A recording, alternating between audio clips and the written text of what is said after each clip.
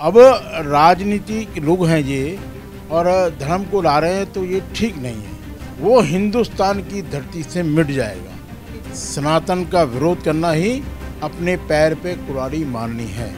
जो रामलीला मंचन हो रहा है तो इस मंचन के माध्यम से हम उन सनातन विरोधियों का विरोध करेंगे। सनातन के बारे में, सनातन के विषय में जो लोग इसका विरोध कर रहे हैं वो लोग भारतीय जनता पार्टी से नहीं है। हिंदुस्तान के अंदर भी बहुत उमंग है कि कब राम मंदिर खुलेगा, कब कपाट खुलेंगे राम जी के, और हम राम जी के दर्शन करेंगे। आने वाले दिनों में 3 मंदिर, अयोध्या, काशी और कृष्ण जी का मंदिर मथुरा। नमस्कार, बहुत बहुत स्वागत है आपका। सौगंध टीवी देख रहे हैं आप। और अगर बात की जाए तो अभी वो पावन दिन जो है वो शुरू होने जा रहे हैं, नवरात्रे आएंगे और इसी के साथ में जगह जगह पर रामलीला का मंचन भी होगा। लेकिन इस बार की रामलीला जो है वो कुछ अनोखी होने जा रही है। उसके पीछे कारण ये है कि पिछले दिनों आप लोगों ने भी देखा होगा कि लगातार सनातन धर्म को राजनीतिक लोग जो हैं वो टारगेट करते हुए नजर आए। चाहे वो स्वामी प्रसाद मौर्य हो, चाहे वो स्टालिन हो, चाहे वो चंद्रशेखर हो शिक्षा मंत्री, लगातार सनातन धर्म का विरोध करते नजर आए। सनातन धर्म को कूड़ा कचरा बताने वाले आए, बीमारी डेंगू मलेरिया बता दिया। तो ज़्यादा बातचीत के लिए हम इस वक्त मौजूद हैं 108 फुट हनुमान मूर्ति के मंदिर जो कि करोल बाग में स्थित हैं, उनके महंत ओम गिरी जी के साथ में। उनसे ज़्यादा इस मुद्दे के ऊपर बातचीत करेंगे। ओम गिरी जी, एक बात बताइए, अब तक जो है रावण के पुतले जलाए जाते थे, मेघनाथ के पुतले जलाए जाते थे, माना जाता था कि बुराई पे अच्छाई की जीत हो रही है। लेकिन अब की बार जो है पुतलों के अंदर भी क्रेज देखने को मिल रहा है कि अब की बार जो है वो स्टालिन और चंद्रशेखर और इसके स्वामी प्रसाद मौर्य के भी पुतले जलाए जाएंगे जिन्होंने सनातन का विरोध किया। आप ठीक कह रहे हैं। जिन्होंने सनातन का विरोध किया उनका भारी विरोध हिंदुस्तान की धरती पे ही नहीं अपितु पूरी दुनिया के मापदंड पे जहाँ जहाँ पर हिंदू सनातनी रहते हैं वहाँ पर इनका विरोध स्वाभाविक है। इनका विरोध हो रहा है, बहुत जबरदस्त हो रहा है और इनका भी जगह जगह पे बहुत विरोध हो रहा है। तो मैं ये कहूँगा कि ये जो तथाकथित लोग हैं जो अपने आप को हाईलाइट करते ज़्यादा आगे हैं, बात राजनीति की है, ये धर्म को बीच में ला रहे हैं। अब राजनीतिक लोग हैं ये और धर्म को ला रहे हैं तो ये ठीक नहीं है। तो हम ये कहते हैं कि जो सनातन का विरोध करेगा वो हिंदुस्तान की धरती से मिट जाएगा। सनातन का विरोध करना ही अपने पैर पे कुल्हाड़ी मारनी है। तो आप ये कहना चाहते हैं कि जिस तरीके से पुतले जलाने की बात हो रही है, पुतला जलाना चाहिए? अब की बार हमने भी एक संदेश दिया है और लोगों का भी क्रेज है बहुत ज़्यादा कि जो सनातन का विरोध कर रहे हैं, जो रामलीला मंचन हो रहा है तो इस मंचन के माध्यम से हम उन सनातन विरोधियों का विरोध करेंगे। सनातन विरोधियों का विरोध वो पुतला दहन करके करेंगे, भले ही वो स्वामी प्रसाद मौर्य हो, दयानिधि हो, दयानिधि के उदयनिधि करुणानिधि हो उसके बेटे हैं, या कोई महाराष्ट्र का या हरियाणा का कोई मंत्री हो, जो विरोध करेगा सनातन का उसका भारी विरोध हम लोग करेंगे। अगर बात की जाए तो क्या सिर्फ ये सनातन का जो अगर बात की जाए कि सनातन को टारगेट किया गया तो इसीलिए उनका पुतला दहन किया जा रहा है, या फिर इसके अलावा अगर बात की जाए, क्योंकि राजनीति की आपने बात की, तो ओम गिरी जी राजनीति में तो चाहे वो बीजेपी हो चाहे वो कोई भी पार्टी हो, चुनाव जब पास आते हैं तो सारी पार्टियां ही जो है वो धर्मों का प्रचार और धर्मों के बारे में जो है वो बोलना शुरू कर देती हैं। लेकिन कहीं ना कहीं सनातन धर्म को लगातार, हिंदू धर्म को लगातार जो है वो टारगेट भी करते हैं। वैसे अगर बीजेपी की बात की जाए तो बोला जाता है कि ये धर्म की राजनीति करती है बीजेपी भी। अभी तक आपने देखा होगा कि धर्म के बारे में, सनातन के बारे में, सनातन के विषय में जो लोग इसका विरोध कर रहे हैं वो लोग भारतीय जनता पार्टी से नहीं है।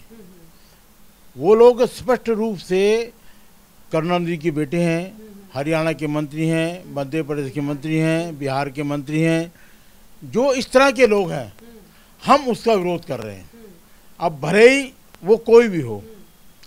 Even to Bharatiya Janata party ने भी स्पष्ट संकेत दिया है कि हम सनातन का विरोध नहीं कर रहे, सनातन का जो विरोध कर रहे हैं हम उसके विरोधी हैं। तो स्पष्ट संकेत है कि भाजपा इसका विरोध नहीं कर रही, और जो नहीं कर रही तो वो बहुत अच्छी बात है, हम उनका विरोध नहीं कर रहे। भाजपा राजनीति में धर्मों को लाना क्या जरूरी है, सही है आपके हिसाब से? मेरे हिसाब से राजनीति में धर्म को लाना ठीक नहीं है, लेकिन धर्म को तो जो व्यक्ति ला रहे हैं ना, ये 4-5 व्यक्ति हैं जो ये ला रहे हैं अपने वोट बैंक के लिए, अपने मुसलमानों को इकट्ठा करने के लिए, मुसलमानों को वोट बैंक लेने के लिए ये धर्म को बीच में लेके आ रहे हैं।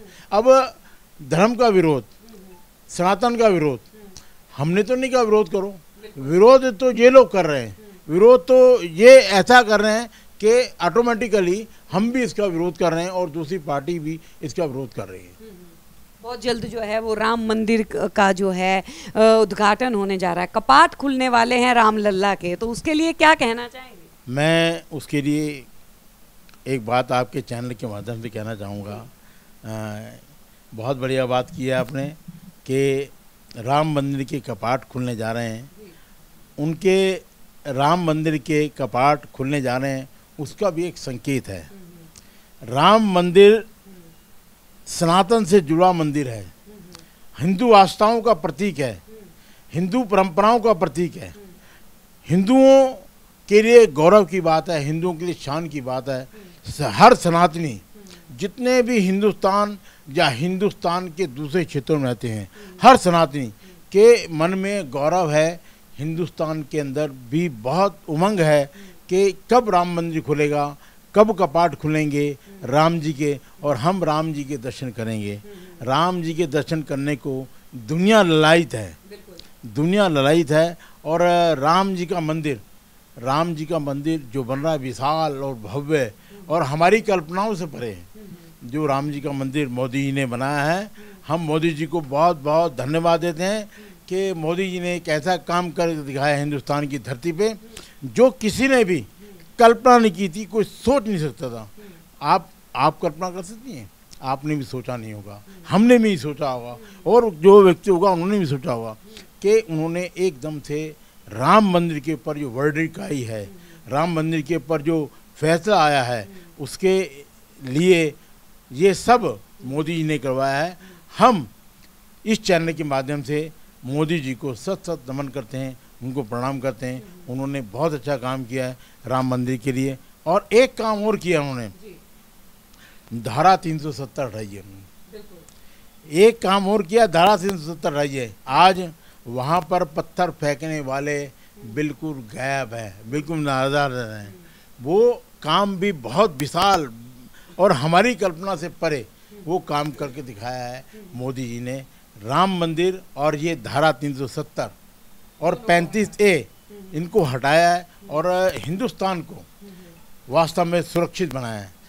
हाँ, एक बात और मैं ये कहना चाहता हूँ, मैं एक देख रहा था अब व्हाट्सएप में एक चैनल आया, उसने बोला कि भारत की राजधानी किधर है।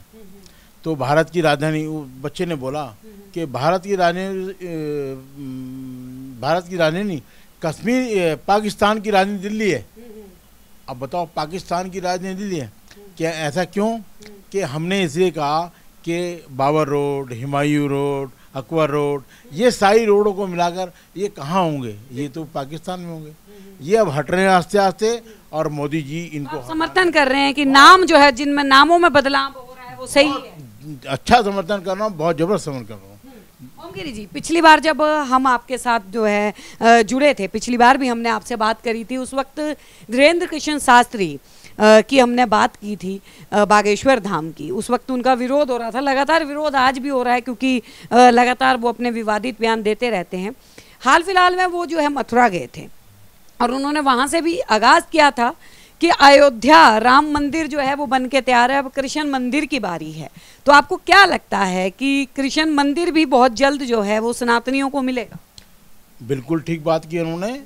राम मंदिर तो बन गया, अब कृष्ण जी का मंदिर बनेगा मथुरा में, और काशी का विवाद चल रहा है वो भी हटेगा जल्दी। हमारी ये सोच है, हमारी ये सोच है आने वाले दिनों में 3 मंदिर, अयोध्या, काशी और कृष्ण जी का मंदिर मथुरा, ये 3 मंदिर बनने चाहिए, जिनमें से एक मंदिर बन के कम्प्लीट हो गया है, जनवरी में उसका उद्घाटन है, वो हो गया। अब 2 मंदिर की बारी है, एक मथुरा की बारी है, एक काशी की बारी है। हम इस बात का समर्थन। वीरेंद्र शास्त्री ने एक बयान और बोला कि अगर हिंदुस्तान में रहना है तो जय श्री राम कहना है। क्या ये दूसरे धर्मों का अपमान नहीं है ओम गिरी जी? बिल्कुल अपमान नहीं है। कैसे अपमान नहीं है? सभी धर्मों के लोग भारत में रहते हैं। बिल्कुल अपमान नहीं है, सभी धर्मों के लोग रहते हैं, सभी धर्मों का आदर करना चाहिए, लेकिन हिंदुस्तान में रहना है तो वंदे मातरम कहना होगा, हिंदुस्तान में रहना है तो जय श्री राम कहना होगा। हिंदुस्तान की परंपराएं, हिंदुस्तान के रीति रिवाज, ये हमारे सबके रीति रिवाज हैं। मुसलमानों को भी मानना चाहिए, ईसाइयों को भी मानना चाहिए। आज वो लोग कह रहे हैं, भले ही दबी जुबान से कह रहे हैं, वो लोग कह रहे हैं कि हम तो हमारे पूर्वज तो सनातनी थे, हमारे पूर्वज तो हिंदू थे, हमारे पूर्वजों के नाम। अभी आप कह रहे हैं कि घर वापसी जिस तरीके से हो रही है लगातार, बहुत अच्छी बात है, घर वापसी हो तो बहुत अच्छी बात है। हाँ। तो ओम गिरी जी, एक सवाल जो है मैं और करना चाहूँगी, क्योंकि तमाम इन मुद्दों पे भी हमने बात किया, तो सनातन से जुड़ी हुई भी एक जो है और बात सामने आई थी, जिसका भी काफ़ी विरोध हो रहा है। आपने पिछले दिनों सुना होगा, पाकिस्तान से अवैध तौर पे बॉर्डर पार करके 4 बच्चों के साथ एक महिला ग्रेटर नोएडा पहुँचती है। अगर बात की जाए योगी आदित्यनाथ के राज्य में रबूपुरा में पहुँचती है, और यहाँ पे आने के बाद वो लगातार जो है ये कहती हैं कि मैं सनातन धर्म की दीक्षा ले रही हूँ। मैं बात कर रही हूँ सीमा हैदर की। उसके लिए आप क्या कहेंगे कि सीमा हैदर का इस तरीके से यहाँ पे चले आना और यहाँ पे आके ये कहना कि मुझे हिंदू धर्म अच्छा लगता है, मुझे सनातन अच्छा लगता है, और वो दीक्षा ले रही हैं, क्या इस तरीके से वो एक दूसरे धर्म से हिंदू धर्म में आ सकती? बात ये है मैडम कि हिंदू धर्म में तो बड़ा व्यापक धर्म है, बड़ा उदारवादी धर्म है, इसमें तो सब लोग आ सकते हैं, सबका स्वागत है। लेकिन जहाँ तक सीमा हैदर की बात है, इनके विषय में अभी कोर्ट में भी केस चल रहा है, और हमारे महात्मा, हमारे संत जो उस पर आदेश पारित करेंगे, हम लोग तो बाध्य है उन आदेशों को मानने के लिए। हम उन आदेशों को मानेंगे और जैसा वो कहेंगे उसके अनुरूप ही हम काम करेंगे। धन्यवाद। लेकिन अगर बात की जाए जैसे ओम गिरी जी, क्योंकि अभी सुप्रीम कोर्ट ने भी एक फैसला जो है वो सुनाया है कि हिंदू मैरिज जो है या हिंदू विवाह जो है वो तभी पूर्ण रूप से माना जाएगा जब 7 फेरे होंगे। इसके अलावा कुछ लोग जो लव मैरिज करते हैं, कोर्ट मैरिज करते हैं, आर्य समाज मंदिर में करते हैं, या फिर किसी भी और तरीके से शादी कर लेते हैं, वो विवाह जो है वो मान्य नहीं होगा जब तक 7 फेरे नहीं होंगे। तो इस हिसाब से अगर देखा जाए तो सीमा हैदर जो कि सचिन मीना की पत्नी बन के रह रही हैं, तो क्या उनका यहाँ पे रहना जायज़ है? देखो, बात जो करें हम जायज़ है या नहीं जायज़, ये विषय तो कोर्ट का है, विषय हमारे संतों का है। तो जो संत हमें आदेश पारित करेंगे वैसे ही होगा। जहाँ तक बात आपने की 7 फेरों की, लव मैरिज में भी 7 फेरे कराए जाते हैं और कोर्ट मैरिज में भी 7 फेरे कराए थे। सब मैरिजों में हिंदू के अनुरूप यदि शादी कर रहा है तो 7 फेरों की बात है। 7 फेरे तो जायज़ है, 7 फेरे जो करेगा वो उसको मान्यता होगी। बहुत बहुत धन्यवाद ओम गिरी जी। तो आज हमने जो है वो सनातन से रिलेटेड जो है ओम गिरी जी से बात करी। बहुत जल्द किसी दूसरे मुद्दे के ऊपर जो है ओम गिरी से साथ बात करेंगे। तब तक के लिए बने रहिए हमारे साथ, देखते रहिए सौगंध टीवी। आप देख रहे हैं सौगंध टीवी, सौगंध वतन की।